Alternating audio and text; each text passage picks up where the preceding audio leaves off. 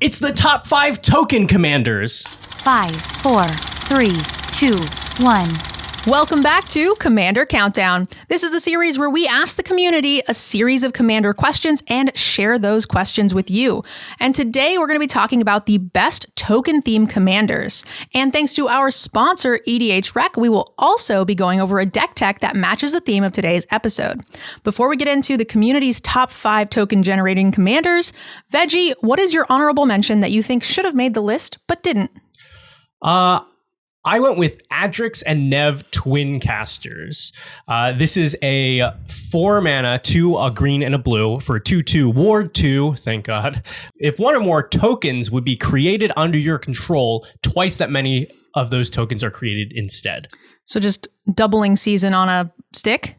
Yes. Okay. Yes, but importantly, it is a token doubler in the command zone that is not in stupid colors like mono white.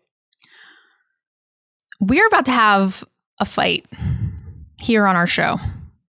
I feel like isn't that just the general, that's the general vibe. Listen, Merfolk Wizard, okay, I know that's very Veggie-y, but you don't have to start being mean. Okay, fine. How about this? It's not in your typical token colors like mono white. This, you get so many interesting things to play with, namely blue.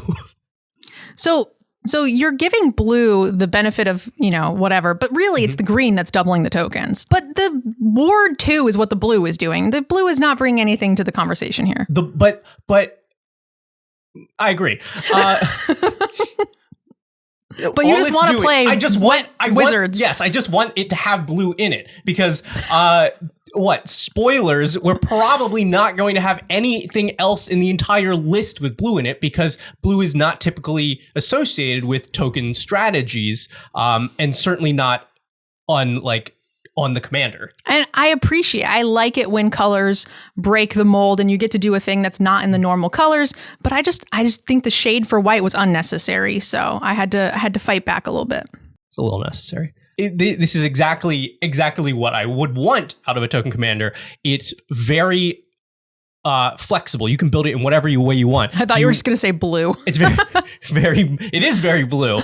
But it's any tokens. Any tokens are doubled.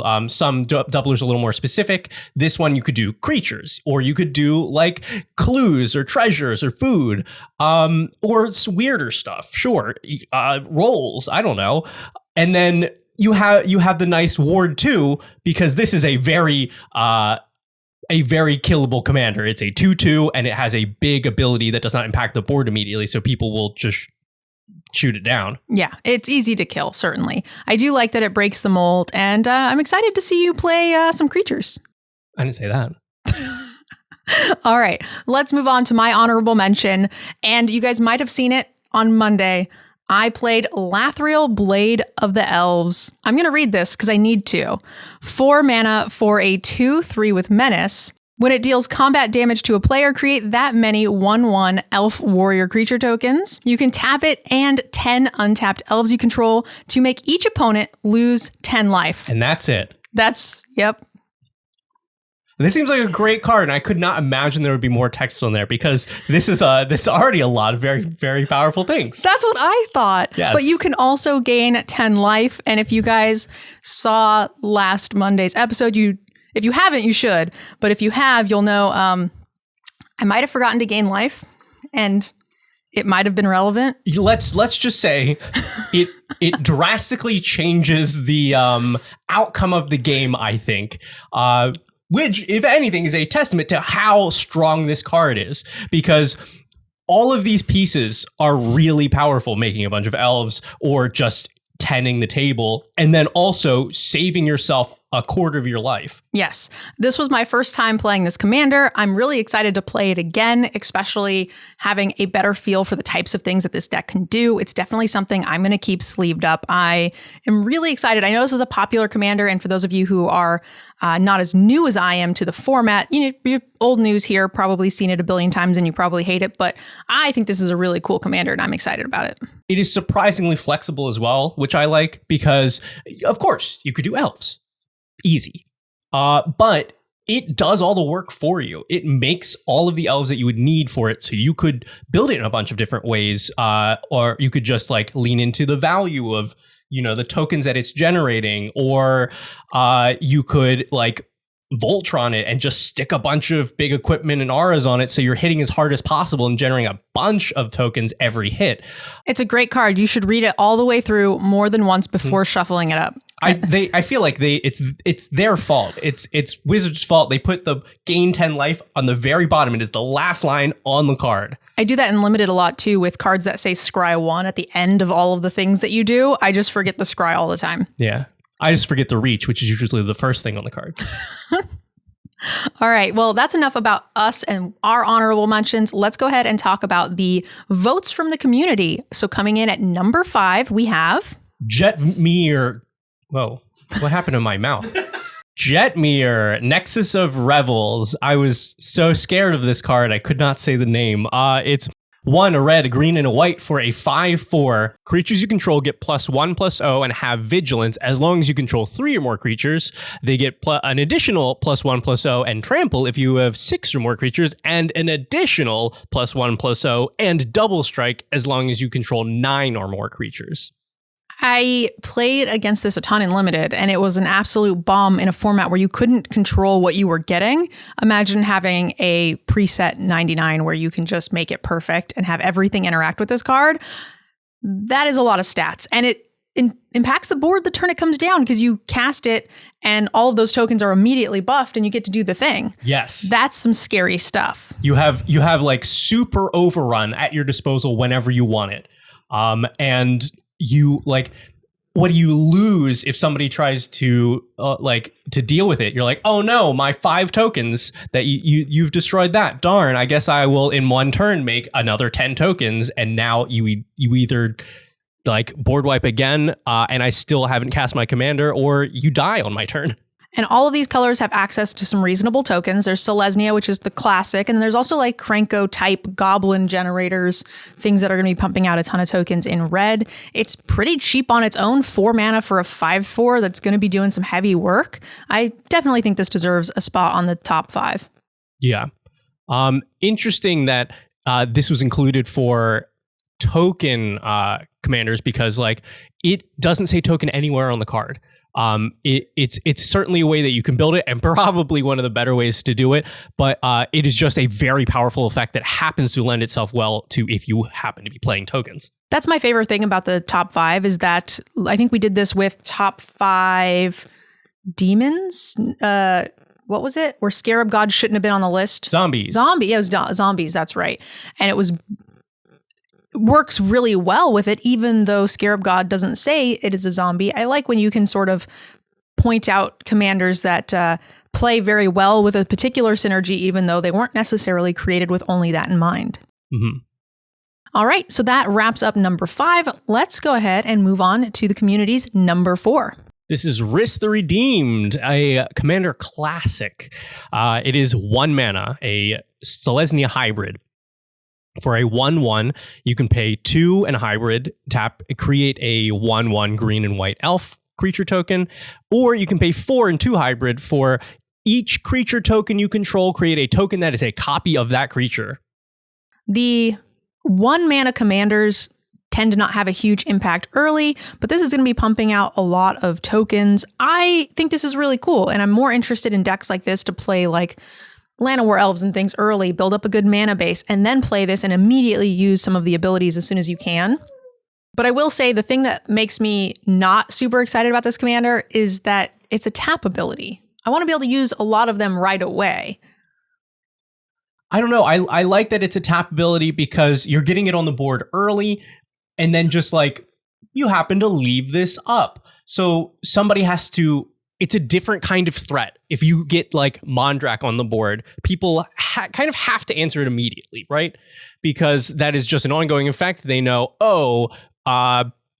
you know what? If they untap, they're going to play a bunch of stuff and get their tokens. But this, you don't have it ready to go at any point. You're kind of sitting up for one particular big turn, so people aren't ready to just blow it up right away. Yeah, it feels a little lower impact in the later game when you're recasting this for 3 or 5 and you have to wait a turn just to make a 1/1 after like a board clear or something. It feels pretty not exciting. Oh, I mean, I like playing on my opponent's turns a lot more than my own, so that definitely appeals to me. I wish it had haste, let's say. Oh. It could still be a tap ability. I just want it to have haste or only be activatable one time. Something along those lines. I want to be able to use it the turn I play it. Oh. I don't know. And that's why I'm just not excited about it. That's all. It's still sweet. Okay, let's go ahead and talk about number 3. Number 3 is Amara, Soul of the Accord. A green and a white for a 2/2. When it becomes tapped, create a 1/1 white soldier creature token with lifelink. And it's important to note that this came out in a set where Convoke was a thing. And now we have things like vehicles or other creatures that allow us to tap at essentially no cost, making this a much easier to protect 2/2 to continue to make more tokens. That's what makes this card fun to me, is that it is a different kind of ability to figure out how to like get as much as you can out of it, as opposed to like Rhys that is just, pay some mana and tap it, do the thing, or any of the other abilities like, how many times can I tap and untap this thing and get extra stuff out of it? And you always have one opponent that is open on turn 2 and 3 of the 3 opponents. Someone, just turn 2 Arcane Signet, and you can get a few free shots in with this. And then after that, you just have to come up with some more unique ways to tap it, which I don't think is going to be super hard if you build right. Mm-hmm. And something that I like about this and the previous one, having a commander that you can play early in these colors unlocks stuff like Flawless Maneuver and other abilities that care about your commander being in play. And I feel like a lot of those effects are like boost all your creatures or, protect this or that, which is especially helpful for this strategy, I think. This commander also kind of flies under the radar, not super, 1 or 2 1/1's not a problem. And before you know it, you've sort of amassed this huge board and they were like, maybe it was a bigger problem I should have dealt with sooner. And by the time they realize that, they've used their removal on so-and-so's 5-drop. Mm-hmm. And it's a little nice to sort of sneak up on them. All right, next up, we have our number 2. This is like the opposite of Amara. Number 2 is Brudiclad, Telcor Engineer. For a blue and a red, for a 4/4, creature tokens you control have haste. At the beginning of combat on your turn, create a 2/1 blue mirror artifact creature token. Then you may choose a token you control. If you do, each other token you control becomes a copy of that token. Yeah, if you need to make some bigger tokens, what else do you have in these colors? Like, we just got some support for like elemental tokens, things like that. You can make them bigger and scarier. You can turn them into like little devils that will blow up and explode when you do it. That's really cool. Yeah.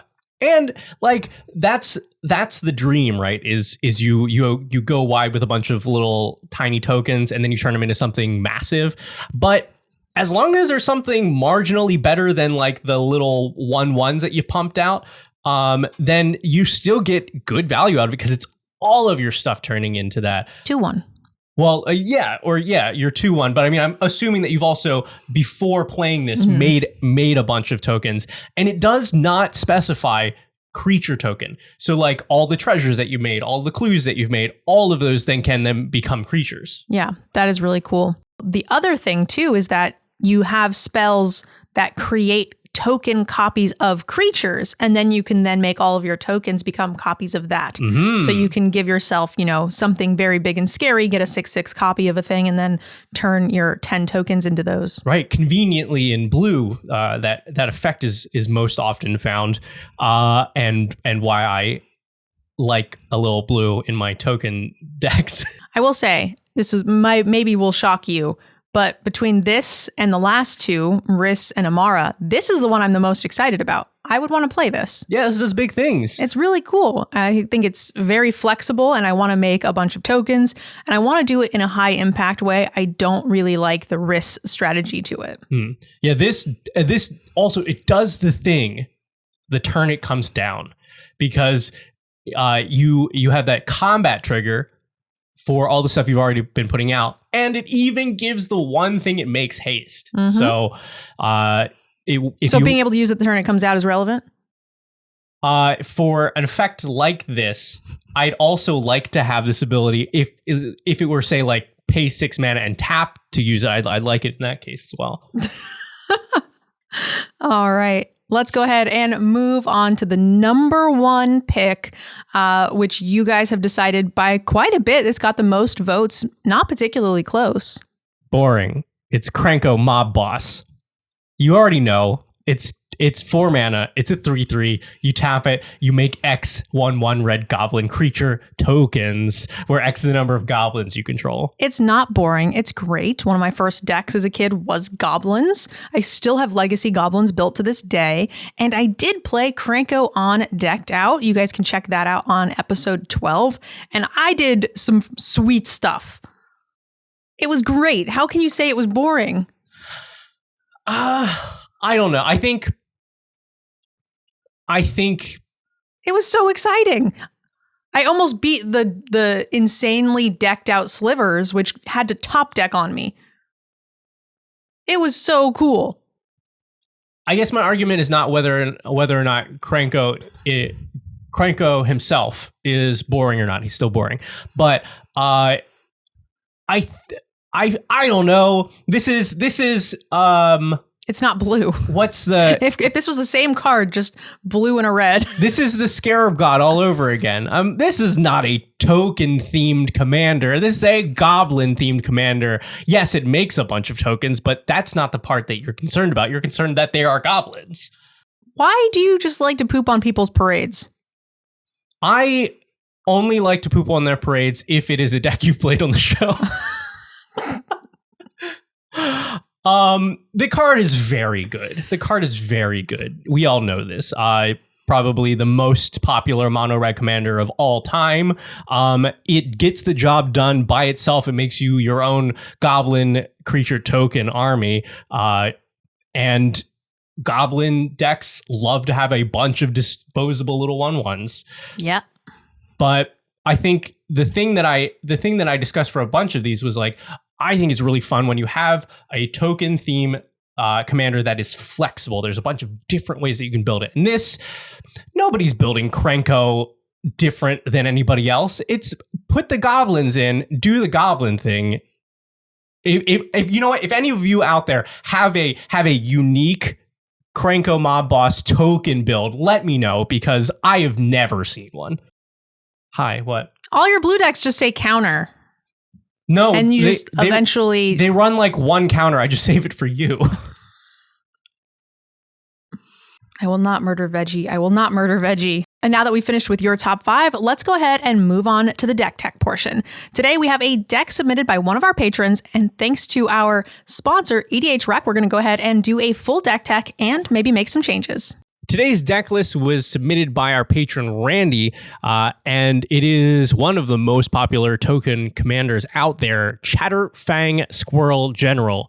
If you didn't know already, it is 2 and a green for a 3/3 Squirrel Warrior with Forest Walk, and if one or more tokens would be created under your control, you make that many plus that many 1/1 green squirrel creature tokens. And you can pay a black and sacrifice X squirrels to give target creature plus X minus X until end of turn. We have seen Chatterfang on the show once. I actually got the chance to shuffle it up, and I played it in episode 7 of Decked Out, and nobody was playing forests but me. So it felt pretty sad, but I do think this is a sweet commander, and I love squirrels. Squirrels were a thing when I started playing. There's like the Emrakul memes. I think squirrels is a great way to play the game. Oh, yeah. And like of all the lines on that card, Forest Walk, I forgot that this thing had Forest Walk. That's because you weren't the one at the table with the squirrel that had Forest Walk with no forests on the battlefield. And that also was courtesy of a patron as well, right? Because that was a full episode sponsor. So we just straight up played their deck. Yep. Ooh. Controversial bootlegger's stash. It's going to break commander. Surprise, it didn't, but it is very good in this when every land says make a treasure and a squirrel. And then we did have Chitter Splinter. That was a card that was in in the list I played, which was pretty fun.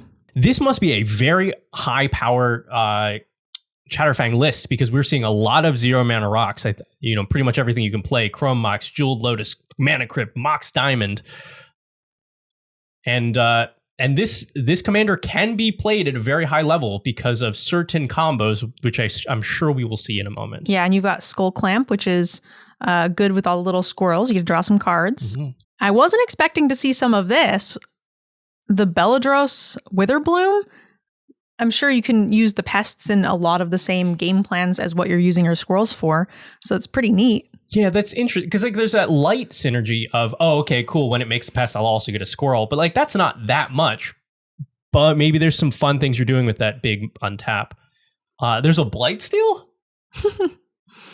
Okay, I'm intrigued. Yeah, you also have Cultivator Colossus, Elder Gargaroth. You just have some biggins. Maybe the Circle of Dreams Druid is telling us a little more of why those are in here, but that's only one effect to give you big mana. Maybe there are other big mana things. Oh, Mirkwood Bats is cute. Old Gnawbone. Wow, this is just more tokens than it is, I feel squirrel oriented. Yeah, which that totally works since Chatterfang just ends up making all the squirrels that you'll need. So there's one of the many combos with this Scurry Oak. Whenever you put one or more +1 counters on Scurry Oak, you make a 1/1 squirrel.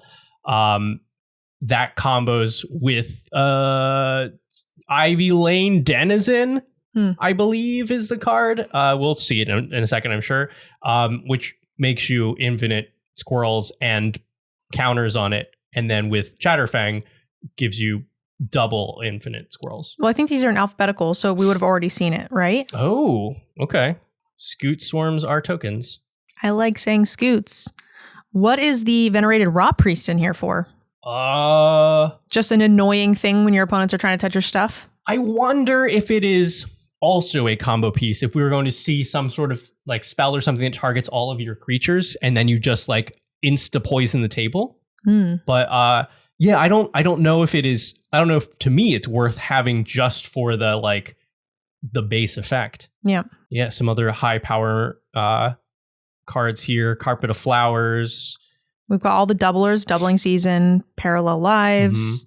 Yeah, Sylvan Library, also your classic tell of a higher power commander game. Okay, so we have Growing Rights of Itlimoc, another way to get big mana. So. And Meat Hook Massacre, another way to end big games. Yes.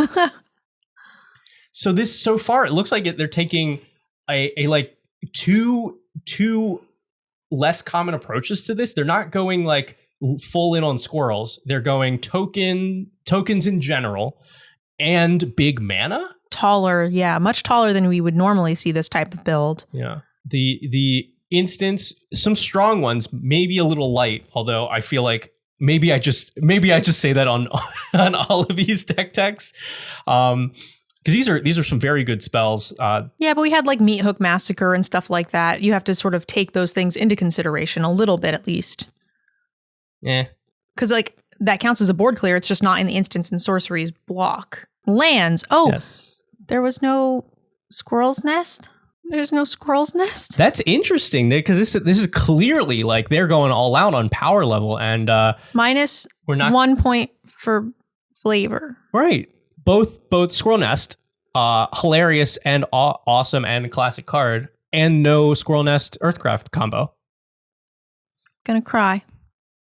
That's definitely one I would have expected to see. Lands look pretty. Yeah, Gaia's Cradle. So you have 3 Gaia's Cradle effects. So this is pretty close to the $50 budget list I ran. Yeah. Give or take. Identical. Give or take a couple of dollars. Right. And zeros. Yeah. More token generator in the Planeswalkers, Grist and Lolth. 2 good cards there. At least we have Chatterstorm. That makes me happy. Yeah, with the big mana, you probably get a bunch out of it too. More tutors, Triumph of the Hordes, because you want to win games. What are you thinking going into our EDHRec sort of tune-up session? It sits in a very specific spot where clearly there's no holds barred here. So my instinct would be either just slam everything that we possibly can in that is as high power as possible and like maximize this thing, or figure out what some of the more like cute, fun, lower power, like much lower power options would be if this was taking a different direction. But I think it's certainly leaning into high power. I want more squirrels. I think we can do that. All right, let's take a look. Okay. It's not out yet, but new Cola vending machine has been showing up in pretty much every deck on EDHRec ever. From just building a bunch of decks recently, it's been pretty much slammed in everything, and it's very good here, I think, since both of its abilities also make more squirrels. And that's coming out in what? The Fallout. Isn't that still a little ways away? And it's already being added to all these deck lists. Mm-hmm. Wow. Squirrel Nest, top 10 high synergy cards. See? No, I agree with you 100%. It should be in the deck, and they should then just put the Earthcraft combo in. Oh, Plunderer. Pitiless Plunderer wasn't in there. I'm like, I knew there were more combos. That's the iconic, to me, Chatterfang combo. You just get Pitiless Plunderer on board.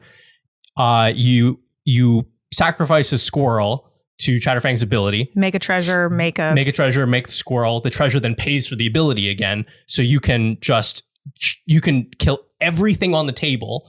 Yeah, you could kill the entire board, but you could also use it with another card like Zulaport Cutthroat or Blood Artist to just kill every player. Right, and that's what I feel like I see in like standard in every Chatterfang list. Oh, or Mirkwood Bats, which was in the list. There we go. Yeah. That's a cool way to kill people, yes. Actually. So I think if we're going all out on that, that's automatically my number one include.